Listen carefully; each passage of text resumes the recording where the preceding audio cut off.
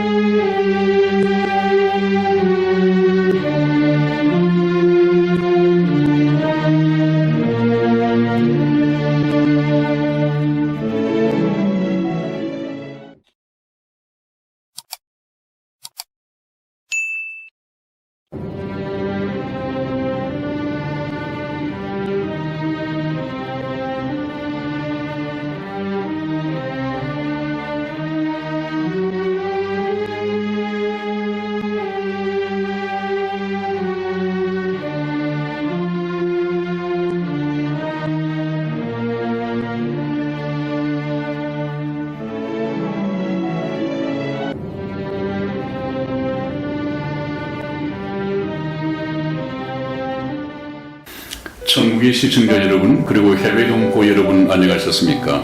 지금부터 선한 목자 텔레비전 방송을 시작하겠습니다. 먼저 하나님께 기도드리겠습니다. 너희 하나님 여호와가 너희 가운데 계시니 그는 구원을 베푸실 전능자시라. 그가 너를 인하여 기쁨을 이기지 못하시며 너를 잠잠히 사랑하시며 너로 인하여 즐거이 부르며 기뻐하시리라 하리라.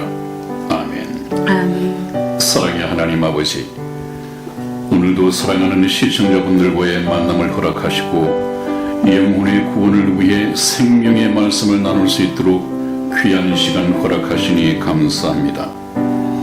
하나님의 말씀이 인본주의로 편지를 되어 전해지고 열심히 교회 예배당을 출입하고 있으나 천국 복음을 듣지 못하는 영혼들이 목자 잃은 양처럼 헤매고 있사오니 이 마지막 시대에 선한 목자 텔레비전 방송을 통해 생명의 복음을 듣고 깨달아 구원에 이르도록 도와주시옵소서.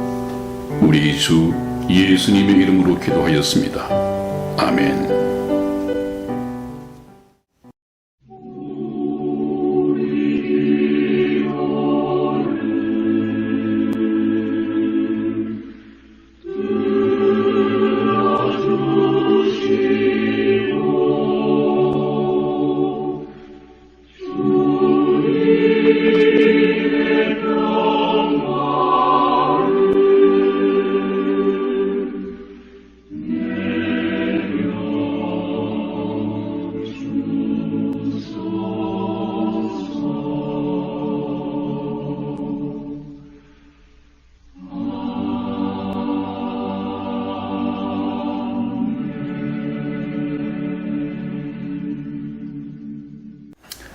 오늘 여러분과 함께 생각해볼 성경 예화는 마릴린 몰로와 타운젠드라는 제목입니다. 어떤 내용인지 같이 한번 들어보시기 바랍니다. 오래전 두 아리따운 여성이 같이 헐리우드의 배우가 되었습니다. 그중 한 사람은 콜린 타운젠드였고 다른 사람은 마릴린 몰로였습니다.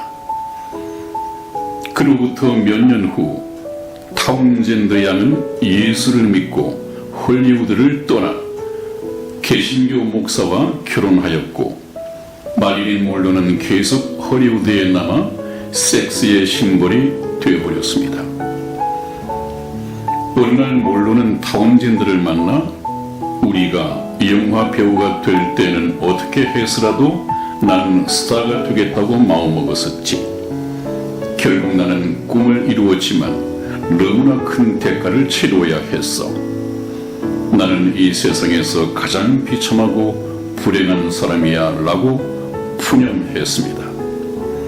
그 후 어느 날 밤에 다량의 수면제를 먹고 자살로 인생의 막을 내려 문자 그대로 지옥 생활을 했으나 타운젠드는 주님을 위해 봉사하며 행복하게 살아갔습니다. 참으로 천국의 기쁨 속에 사는 삶이었습니다.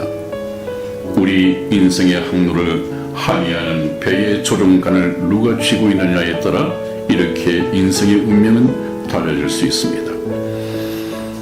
어떤 사람은 황금을 가득히 싣고 불빛 하나 보이지 않는 사나운 바다를 항해하며 행여 폭풍이 몰아닥쳐 그 배가 침몰하면 어떻게 하나 하고 전전긍긍하지만 어떤 사람들은 캄캄한 밤일지라도 늠름하고 유능한 선장이 배를 조종하여 어두운 바다를 밝게 비추며 밝은 항구를 향해 나아가며 찬송을 부릅니다.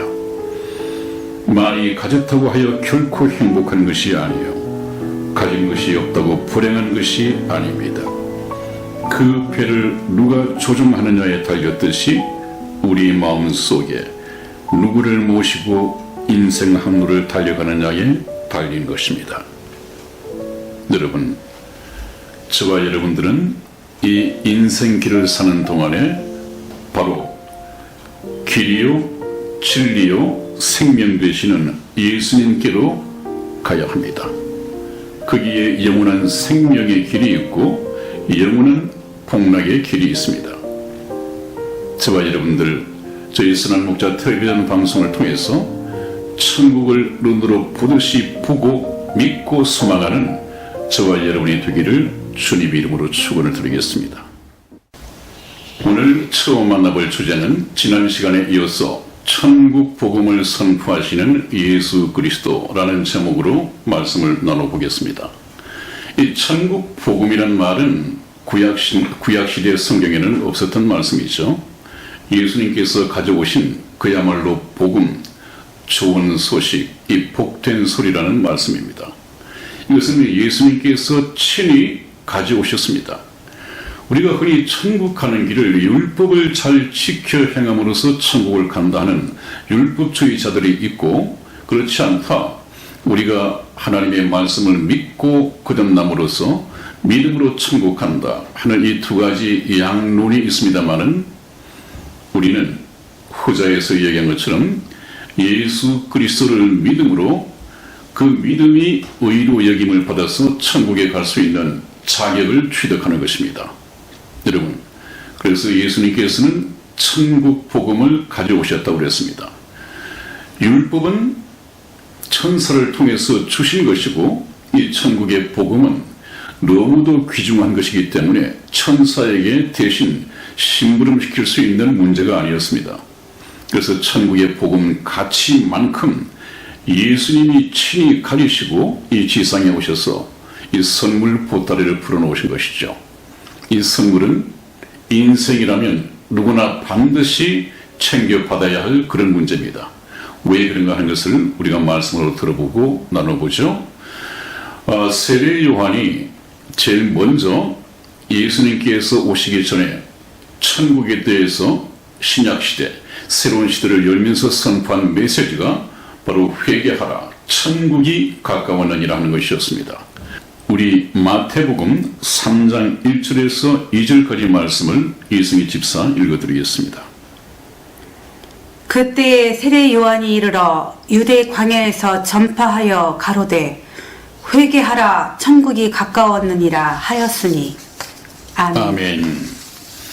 네, 그렇습니다. 세례 요한이 천국의 복음의 메시지를 얘기했죠. 예수님께서도 세례 요한과 똑같은 이 메시지를 선포하는 것을 보게 됩니다. 그래서 지난번 시간에 해와 달과 그 다음에 이 세상을 가지고 제가 비유로 말씀을 드렸습니다마는 이 땅에 있는 교회는 바로 하나님의 말씀을 그대로 인본주의적으로 섞지 말고 그대로 반사시켜서 어두운 세상이 하나님의 말씀을 그대로 받을 수 있도록 이렇게 하는 것이 교회의 사명입니다.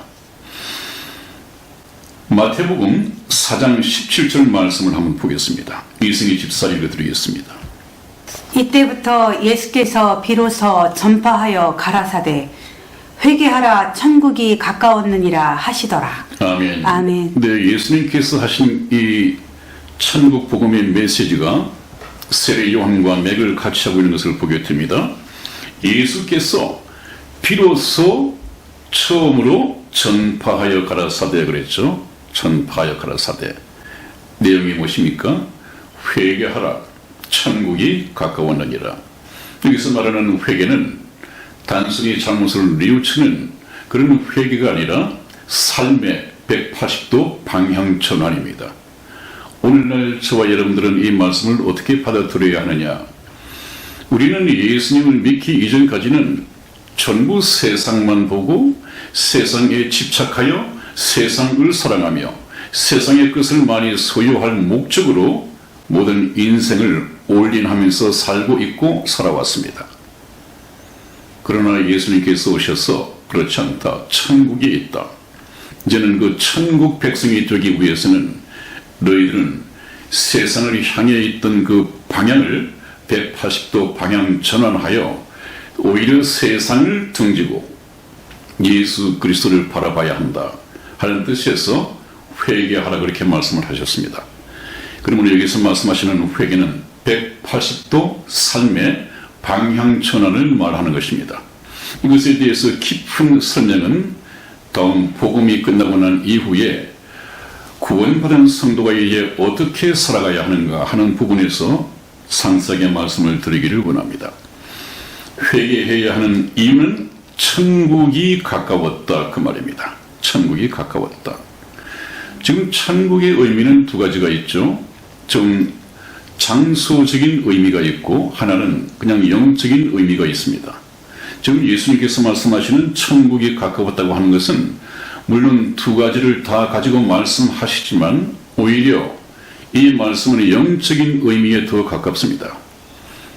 예수님께서 천국은 여기 있다 저기 있다 할 것이 아니요 너희 마음속에 있느니라 그렇게 말씀하신 부분이 있는데 그것은 바로 천국의 상태, 현재 의미에서의 상태를 두고 하신 말씀입니다. 그 말씀은 무엇이냐? 천국이 너희 마음속에 있다고 하는 것은 예수 그리스도를 너희가 마음에 영접하였을 때 너희들의 삶의 방향은 또 삶의 기준은 하나님의 말씀, 천국의 법도를 따라서 살아가는 백성이 되어야 한다. 그러므로 지금 하나님의 나라 천국이라고 하는 것은 하나님의 통치권이 미치는 그 영역을 바로 천국 영토라고 하는데 하나님의 말씀을 따라서 사는 개인들은 전부 다 하나님의 나라입니다. 왜냐하면 그 사람은 하나님 나라의 백성이 되어 있고 하나님의 백성이 되어 있다고 하는 증거는 무엇입니까? 하나님의 말씀, 하나님의 법도를 따라서 이 세상을 살아가고 있기 때문에 그런 사람을 보고 천국 백성이다. 천국이 그 사람의 마음속에 이루어졌다. 그렇게 성경은 말하고 있는 것입니다. 여러분들은 예수 그리스도를 여러분들 왕으로 모시고 있고 또 여러분의 주님으로 모시고 그분의 말씀에 순종하고 왕 되신 그분의 말씀, 성경 말씀을 따라서 하라는 것은 하고 하지 말라는 것은 하지 않는 이 법도대로 살아가고 있습니까? 한번 점검해 봐야 합니다. 그렇지 않다면 저희 천국 복음 방송에 계속해서 귀를 열어놓고 집중하셔야 됩니다. 그 다음에 예수님께서 새로운 시대를 여시면서 천지개벽적으로 바뀐 것이 있다고 한다면 복의 개념이죠. 복. 구약에서는 하나님께서 자신을 알리기 위해서 눈에 보이는 물질적인 복으로 복을 주셨습니다. 그러나 이제 그 훈련이 구약을 통해서 되어 있는 이 사람들에게는 복의 개념을 새로이 바꾸십니다. 그것이 무엇이냐 하면 이 세상의 물질적인 축복에서 보이지 않는 하늘의 신령한 복의 개념으로 바뀝니다. 그러므로 지금 예수님을 믿는다고 해서 물질적인 축복을 받는다든지 만사 형통한다든지 이런 도깨비 방망이 같은 그런 복을 주시는 이 하나님이 아니죠. 그 개념이 이미 예수님께서 오셔서 공생의 초기에 산상수훈에서 8가지 복을 새로이 개념 규정을 해서 말씀하셨습니다. 그래서 그것을 산상수훈 8복이라고 하는데, 8가지 복이라고 해서 8복이라고 하는데, 이것은 여러분들이 한번 찾아서 읽어보십시오. 마태복음 5장 1절에서 12절까지 잘 나와 있습니다. 거기 보면 이 물질적인 축복이 예수를 믿는 복이라고 생각하고 있는 이 기복신앙주의자들이 보면 전혀 이해가 되지 않는, 그게 무슨 복이야 할지 모르지만은 그러나 그 구약의 복의 개념이 신약으로 바뀌었습니다. 여러분, 오늘날 예수를 믿는 사람이 경제적으로 물질적으로 더 풍요하게 잘 살고 있겠습니까? 오히려 예수를 믿지 않는 사람들이 더 경제적인 세상적인 부를 누리고 살겠습니까? 아마도 예수님을 믿지 않는 사람들이 훨씬 더 부자로 사는 경우가 많을 것입니다. 예수를 믿는다 믿지 않는다, 그 열매는 이 세상의 물질적인 축복 만사 형통으로 드러나는 것이 아니란 말이죠. 표가 없습니다. 예수를 믿는다고 해서 잘 살지도 못하고 또 예수를 안 믿는다고 해서 못 사는 것이 아니란 말이죠. 예수님을 믿어서 이 세상에서 잘 살고 부귀영화를 누릴 수 있다고 한다면 예수님의 12 제자들은 얼마나 천국 대박을 만나고 풍요한 삶을 살아야 했겠습니까?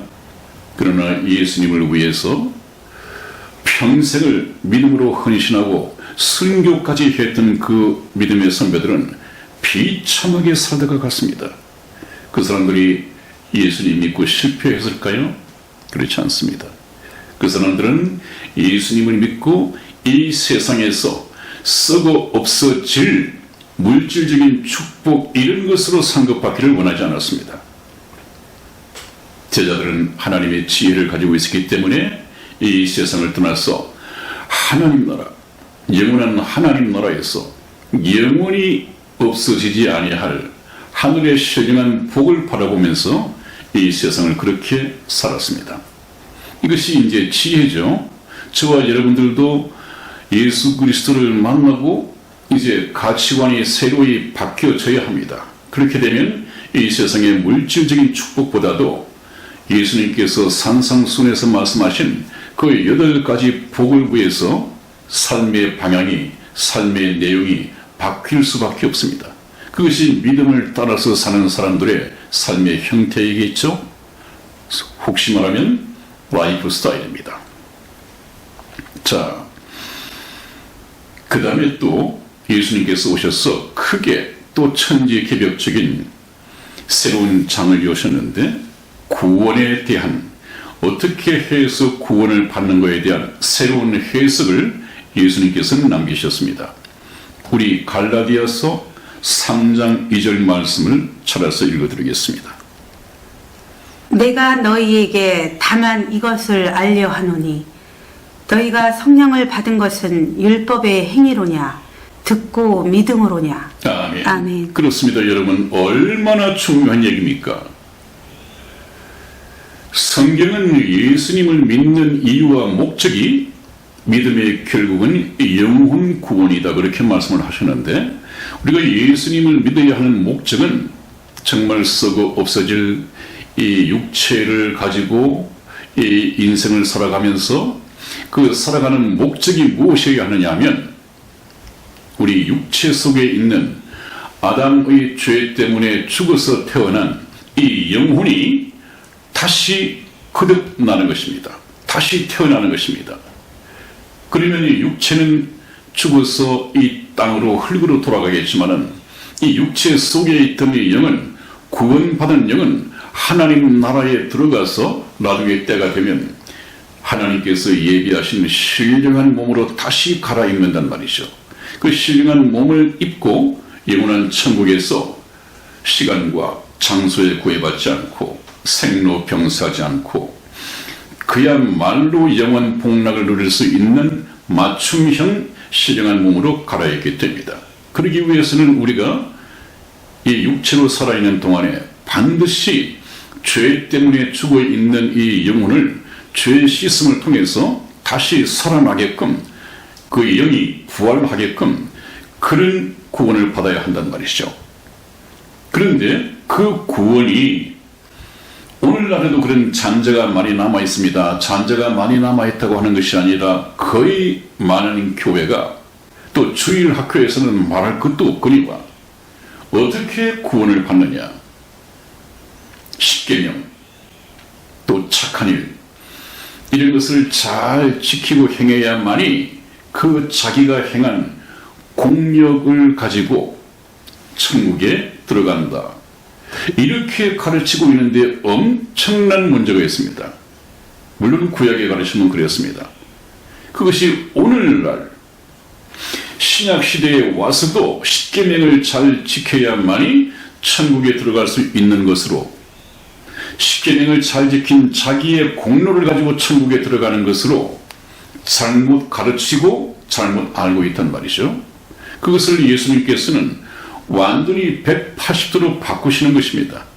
그야말로 천지개벽을 이루는 것입니다. 그 말씀의 내용이 무엇입니까? 내가 너희에게 다만 이것을 알려 하노니, 다만 다른 것은 다 덮어놓고라도 이것을 알려 하노니, 너희가 성령을 받은 것은, 성령을 받는다고 하는 것은 구원을 받는다는 것과 마찬가지죠. 구원을 받으면 바로 성령이 임하신다는 것이니까 성령을 받았다고 하는 것은 말씀과 성령의 역사로서 우리 영혼이 거듭났다는 얘기고 영혼이 구원을 받았다는 얘기입니다.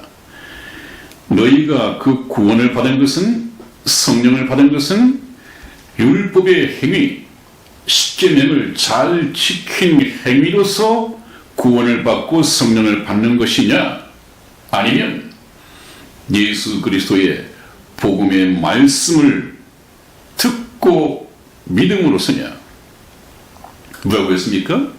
저희 선한 목자 텔레비전이 계속해서 강조드린 것은 믿음은, 구원받은 믿음, 천국 가는 믿음은 들음에서 나며 들음은 그리스도의 말씀으로 말미암았느니라. 이것은 기본적인 원리입니다, 여러분. 그래서 이 말씀을 통해서 하시고자 하는 말씀이 무엇입니까? 너희가 성령을 받고 구원받은 것은 율법의 행위로 되어진 것이 아니라 하나님의 말씀을 듣고 믿음으로써 되어진 것이 아니냐? 그렇습니다. 이거 우리가 정확하게 정립을 해야 합니다. 그래서 구원받고 천국에 가는 것에 대한 아주 기본적인 교리, 움직일 수 없는 이 교리를 예수님께서 말씀하셨습니다. 이것이 복음입니다, 여러분. 성경 말씀에서 율법을 지켜 행한다, 율법을 지키려고 노력한다, 율법을 지키기 위한 종교적인 노력은 우리가 감당할 수 없는 무거운 짐이라고 했죠. 무거운 짐. 그러므로 예수님께서 하신 말씀이 무엇입니까? 수고하고 무거운 짐진 자들아 다 내게로 오라. 내가 너희를 쉬게 하리라. 그렇습니다. 율법, 십계명, 이것은 인간에게 짐지워진 무거운 짐일 뿐입니다. 그 무거운 짐을 지고는 천국에 갈 수가 없습니다. 그런데도 깨달음이 없다 보니까 헛수고를 하고 있단 말이죠. 나에게로 오라. 내가 너희를 쉬게 하리라. 그런 수고를 하지 않아도, 무거운 짐을 지고 종교적인 노력으로 수고하지 않더라도 예수 그리스도의 말씀을 믿는 믿음 가지고 쉽게 그 영혼이 구원받을 수 있고 구원받은 영혼이 쉼을 얻을 수 있다 하는 그 말씀을 하신 목적이 바로 그것입니다, 여러분. 그러니까 우리가 하나님의 말씀 하나하나를 깨닫는다고 하는 것이 그렇게 중요하죠. 자, 예수님께서는 그래서 천국 복음을 선포하셨습니다. 여러분, 이번에 만나볼 주제는 무화과 나무의 저주로 이스라엘 멸망을 암시하셨다. 누가? 예수님께서. 그렇습니다. 이것이 무슨 말씀인지 성경 말씀을 찾아서 읽어드리겠습니다. 마태복음 21장 18절에서 19절까지 말씀을 우리 이승희 집사 읽어드리겠습니다. 이른 아침에 성으로 들어오실 때에 시장하신지라 길가에서 한 무화과 나무를 보시고 그리로 가사 잎사귀 밖에 아무것도 얻지 못하시고 나무에게 이르시되 이제부터 영원토록 내게 열매가 맺지 못하리라 하시니 무화과 나무가 곧 마른지라. 아멘. 한번 보십시오, 여러분. 여기 무화과 나무는 바로 이스라엘을 상징하는 이스라엘의 상징적인 나무입니다. 그러므로 예수님께서는 무화과 나무의 운명을 통해서 이스라엘의 운명을 암시해 주셨습니다. 이른 아침에 예루살렘 성으로 들어오실 때 예수님께서 시장하셨습니다. 아마 이것은 육체적인 시장이 아닐 것입니다. 영적으로 배가 고프셨단 말이죠. 그래서 19절 말씀에 마침 길가에서 한 무화과 나무를 보시고 그리로 가사 잎사귀 밖에 아무것도 얻지 못하시고 나무에게 이르시되 이제부터 영원토록 내게 열매가 맺지 못하리라 하시니 무화과 나무가 곧 마른지라 그렇게 되어 있습니다. 그 내용을 가만히 보시면 배가 고프셔서 뭔가 배를 채울 수 있는 이 열매가 있지 않을까 해서 무화과 나무 가까이 가셨는데 가서 보니까 잎사귀만 무성할 뿐 예수님의 시장길을 메울 수 있는 이 열매는 하나도 구경도 얻지도 못했습니다. 이 잎사귀는 바로 우리 인간들의 의, 하나님의 의가 아니라 인간들의 의를 나타내는 것이죠. 그때 율법이 그랬습니다, 여러분. 예수님 오시기 전에 그 율법은 바로 인간들의 행위, 인간들의 의, 다시 말하면 그 당시 율법주의자들인 이 바리새인들의 의라고 하는 것입니다. 이것 가지고서는 하나님 나라에 들어갈 수가 없거든요. 아무리 율법을 열심히 지킨다 하더라도 그것은 하나님의 길, 하나님의 뜻이 아니었습니다. 그런데 가서 보니까 잎사귀 밖에 아무것도 얻지 못하고 나무에 이르시되 이제부터 영원토록 내게 열매를 맺지 못하리라 하시니 무화과 나무가 곧 마른지라 한 것은 바로 그러한 이스라엘의 상태에서 예수님께서 취해 먹을 수 있는 열매가 없었다. 그것은 구원받은 영혼의 열매를 말씀하시는 것인데 그런 영혼이 하나도 없었다. 구원받은 영혼의 열매는 예수 그리스도의 복음으로서만 가능한데 지금 저 무화과를 저주하시는 저 시기에 이스라엘은 율법을 지키는 것만이 교리에, 천국 가는 교리에 정통적인 교리이고 모든 것이다. 이렇게 생각을 하고 있었습니다. 율법주의자들이 그랬고 바로 그것이 바리새인들이 지키는 의가 되어 있었습니다. 그래서 예수님께서는 저 예수님의 제자들에게 하신 말씀이 너희 의가 바리새인의 의보다 낫지 아니하면 결단코 천국에 들어가지 못하리라 그런 말씀을 하셨는데 그래서 바리새인의 의가 있고 또 하나님의 의가 있습니다. 그래서 지금 예수님께서는 바리새인들의 의, 율법주의자들이 지키는 십계명을 지켜 행함으로써 천국에 들어가려고 하는 이 의가 전혀 무용하다. 또 그것을 지켜 행함으로써 구원을 받을 수 있는 이 육체는 한 사람도 없다.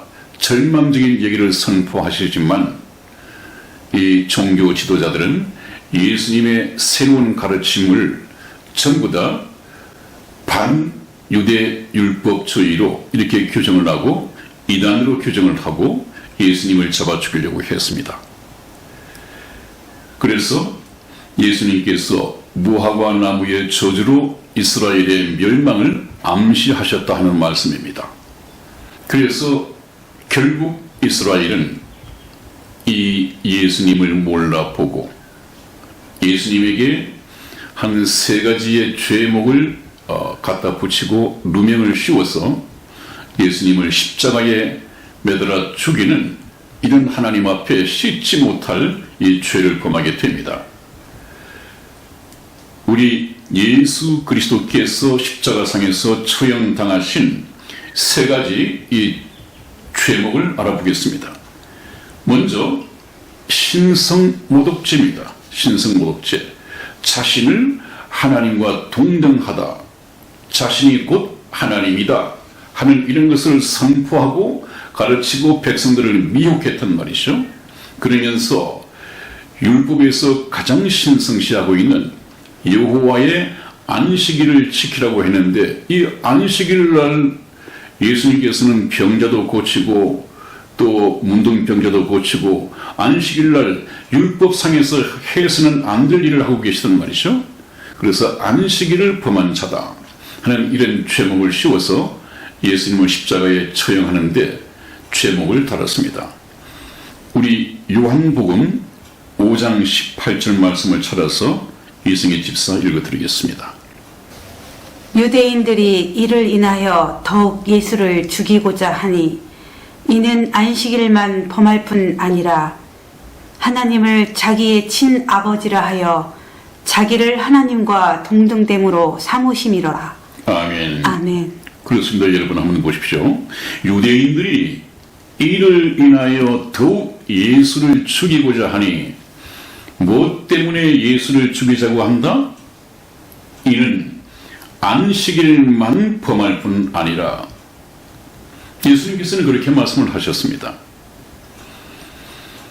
그 안식일 날에 중풍병자도 고치시고 또 여러 가지 병든 자를 고치시는 일을 열심히 하고 다니시니까 이 종교 지도자들이 항상 뒤에서 따라다니면서 트집을 잡고 시비를 걸고 그랬습니다. 율법주의자들이 예수님을 보고 당신은 왜 안식일을 해서는 안 되는 일을 합니까? 라고 이렇게 물었을 때 예수님께서는 너희 중에 어떤 이 양이 아니면 어떤 소가 구덩이에 빠졌는데 지금 죽어가고 있는데 안식일이라고 해서 건져내어 주지 않겠느냐? 나는 안식일의 주인이니라. 사람이 안식일을 지키기 위해서 있는 것이 아니라 안식이 사람을 위해서 있는 것이다. 안식일을 제정하신 이 하나님, 예수님께서는 안식일에 대한 그 의미를 그렇게 해석을 해 주셨습니다. 그래서 지금 중풍병자로 말하면 몸도 하나 가눌 수 없는 이 중풍병자를 말하고 한다면, 이 중풍병자만큼 안식을 잘 지킨 사람이 또 있겠습니까? 외형적으로 말한다면, 그러나 그것은 안식을 지금 누리고 있는 것이 아니라 사실 그 죽은 것 자체입니다. 얼마나 고통스럽겠습니까? 이 고통에서 해방시켜서 참 자유하게 살게 하는 이것이 안식이 아니겠는가? 안식의 참다운 의미, 영적인 의미를 예수님께서 가르쳐 주셨습니다. 그런데 목에 고든 이 유대 율법주의자들, 서기관들, 그 말이 맞다 싶으면서도 믿질 않았습니다. 그냥 예수님을 잡아 죽이는 일에만 혈안이 되어 있었습니다. 그래서 안식일을 범했다. 또 하나는 무엇입니까? 신성모독입니다. 하나님을 자기의 친아버지라 하여 자기를 하나님과 동등됨으로 삼으심이라. 그것은 지들이 몰라서 그렇지 사실 예수님께서는 참말을 한 것입니다. 진리를 말한 것입니다.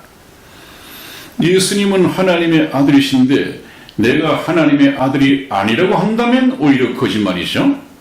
하나님의 아들이 하나님의 아들이라고 얘기를 했음에도 불구하고 이것을 믿지 못하는 그들이 영적인 무지 때문에 예수님을 십자가에 매달아 죽였습니다. 여러분, 예수님이 십자가에 매달리셨을 때 그 십자가 맨 위에 예수님을 왜 죽게 했는가 죄의 제목을 그렇게 달았는데 그것이 무엇입니까? 유대인의 왕 예수 그리스도, 그렇게 달았습니다. 그런데 그것은 빌라도가 달았죠. 그렇게 그런데 이것을 시비하러 유대 종교 지도자들이 와서 이 사람은 유대 왕이 아니다. 그것을 고쳐서 자칭 유대 왕이라고 써주시오. 빌라도에게 그랬습니다.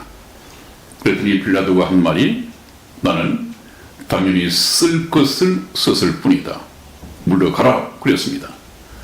그래서 알게 모르게 이 예수님의 머리 위에 그 죄패는 그야말로 유대의 왕이라고 써졌습니다. 참 하나님의 섭리가 놀랍죠. 그분은 이스라엘 백성들이 알지 못했다 하더라도 유대의 왕으로 죄패가 써져 있었고 이 예수님은 참 누명을 쓴 것이죠. 누명. 영적인 무지 때문에 누명을 쓴 것입니다. 아무튼 인간의 영적인 무지를 통해서 예수님이 현재 그 두 가지 죄목을 가지고 십자가에 달렸습니다. 그래서 만일에 이 세대의 관원들이 한 사람이라도 예수님이 누구인가를 알았다면 결코 예수를 십자가에 못 박지 아니하였으리라 하는 성경 말씀이 있는데 그 세대의 관원들 중에서 예수 그리스도가 누구인가를 아는 사람은 한 사람도 없었단 말이죠. 그 얘기는 3년 반 동안 예수님은 내가 하나님의 아들이다 하는 것을 증거했는데도 믿지를 않았습니다. 여러분. 여러분들은 저희 선한 목자 텔레비전 방송을 통해서 성경 말씀에서 확인하시고 이스라엘의 실패를 통해서 이스라엘이 실패한 것을 두 번 다시 실패해서는 안 됩니다. 그것을 우리가 역사의 거울로 삼아야겠죠. 그 다음에 또 한 가지는 자칭 유대의 왕이었습니다. 마태복음 27장 11절 말씀 읽어드리겠습니다. 예수께서 총독 앞에 섰음에 총독이 물어 가로되 내가 유대인의 왕이냐? 예수께서 대답하시되 내 말이 옳도다 하시고. 아멘. 아멘. 예수님께서 돌아가시기 전에 이제 빌라도 총독 앞에서 재판을 받고 있는 중에 그렇게 말을 했습니다. 자꾸 내가 유대인의 왕이다, 유대의 왕이라고 하니까 지금 유대는 로마가 통치하고 있는데 네가 유대의 왕이라고 하니까 그러면 이 로마의 왕이 둘이라는 얘기냐? 이건 죄목이죠. 죽을 죄목이죠. 그래서 빌라도가 다시 묻습니다. 물어가로되 내가 유대인의 왕이냐? 이렇게 물었더니 예수님께서 대답하시기를 빌라도 총독 내 말이 옳도다. 내가 유대 왕이다. 그렇게 답변을 했습니다. 이것이 이제 예수님이 십자가상에서 처형당하는 세 번째 이유가 되는 것이죠. 하나님께서는 이 세상에 오셔서 진리를 말씀하셨는데도 불구하고 비진리가 판을 치고 거짓이 판을 치고 하나님에 대해서는 캄캄한 영적인 무지 속에 있는 이 세상은 그분이 누구인지를 알지 못했습니다. 아직까지도 이 세상에 그 똑똑한 사람들이 많습니다만 작년에 이 세상을 떠난 세계의 이론 물리학자 영국의 스티븐 호킹도 예수님이 하나님의 아들인 것을 몰랐습니다. 스티븐 호킹은 신은 없다. 신이 이 우주를 만드는 데 전혀 관여한 것이 없다. 우주는 신의 손을 빌리지 않고 빅뱅에 의해서 만들어진 것이다. 이렇게 얘기를 했습니다.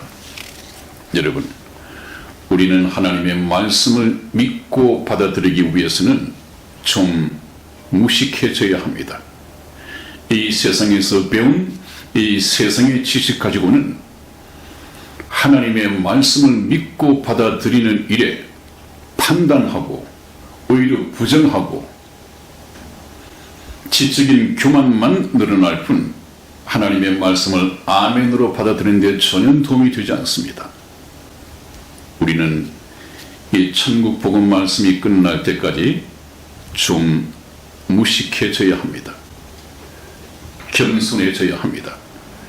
그래서 하나님의 말씀이 주어질 때 아멘으로 화답할 수 있는 또 아멘으로 받아들일 수 있는 그런 겸손한 마음이 절실히 요구됩니다. 오늘 이 말씀을 끝으로 시간을 맺고요. 다음 시간에는 이스라엘의 멸망에 대해서 그리고 이스라엘의 회복에 대해서 우리가 공부를 할 텐데, 우리는 정말 이스라엘의 멸망과 회복에 대해서 잘 알아야 됩니다. 역사를 통해서 영적인 교훈을 얻어야 합니다. 여러분, 오늘 여기까지 여러분들을 모시고 끝맺도록 하겠습니다. 다음 시간에 뵙겠습니다. 건강하십시오. 안녕히 계세요. 안녕히 계세요.